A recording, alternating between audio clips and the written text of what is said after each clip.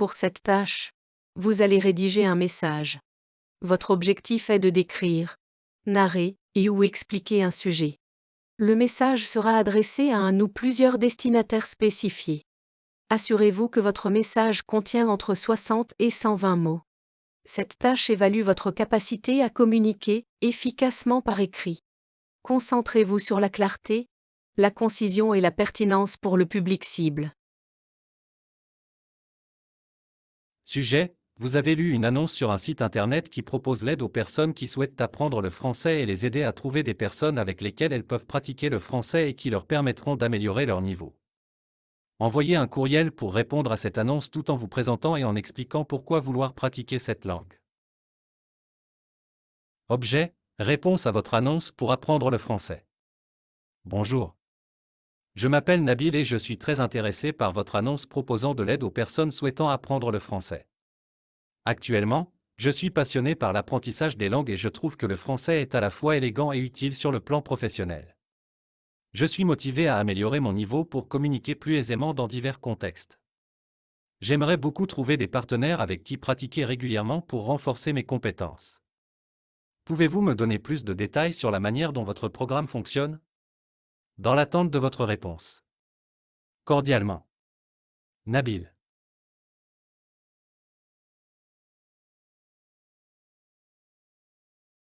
La tâche 2 consiste à rédiger un article, une lettre, une note, etc. destiné à plusieurs destinataires pour rendre compte d'une expérience ou d'un récit. Ces comptes rendus et récits seront accompagnés de commentaires, d'opinions ou d'arguments, en fonction d'un objectif spécifique. Par exemple, revendiquer, se réconcilier, etc. Le candidat doit veiller à ce que le texte contienne un minimum de 120 mots et un maximum de 150 mots. Cette tâche évalue la capacité du candidat à transmettre efficacement des informations, des opinions ou des arguments par écrit, tout en respectant des exigences spécifiques. Les candidats doivent rédiger un texte cohérent et persuasif adapté à l'objectif et au public donné. Sujet: vous avez été invité à une fête en famille. Vous envoyez un message à vos amis pour raconter cette fête. Vous expliquez ce que vous avez le plus aimé. Salut les amis. Je viens de passer un après-midi fantastique lors d'une fête en famille. L'ambiance était chaleureuse et conviviale, avec toute ma famille réunie autour d'une grande table remplie de mets délicieux. Ce que j'ai le plus aimé, c'est la façon dont chacun a contribué à l'événement, les plats faits maison, les anecdotes partagées et les rires contagieux qui ont rempli la maison. Les moments les plus mémorables incluent les discussions animées avec mes cousins, les jeux traditionnels auxquels nous avons tous participé, et bien sûr, les câlins affectueux des membres plus âgés de la famille. C'était une occasion parfaite pour renforcer les liens familiaux et créer de précieux souvenirs ensemble. J'espère que vous pourrez vivre une expérience aussi enrichissante bientôt. À très bientôt. Amicalement, Nabil.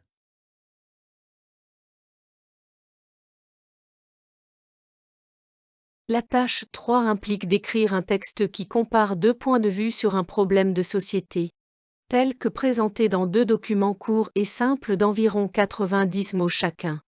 Ensuite, le candidat doit prendre position sur le thème abordé dans les deux documents.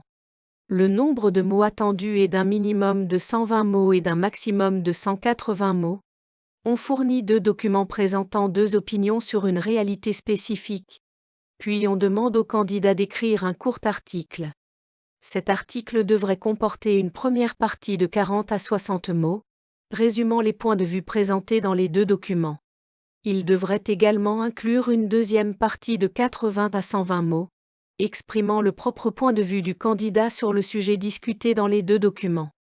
Cette tâche évalue la capacité du candidat à analyser et à synthétiser des informations provenant de plusieurs sources, ainsi que sa capacité à formuler et à exprimer efficacement son propre point de vue par écrit. L'interdiction des voitures dans les centres-villes, document 1, avec des taux de pollution alarmantes constatés dans plusieurs endroits dans le monde, plusieurs villes ont réussi leur pari d'interdire la circulation de voitures en zones urbaines. La capitale de la Norvège, Oslo, a récemment opté pour cette solution et s'en félicite estimant que c'est une décision bénéfique pour tout le monde.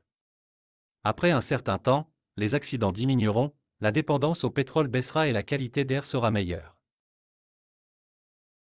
L'interdiction des voitures dans les centres-villes, document 2, beaucoup de villes se lancent dans des projets d'interdiction de voitures en zone urbaine sans mettre en place les outils et les infrastructures nécessaires pour réussir cette transition.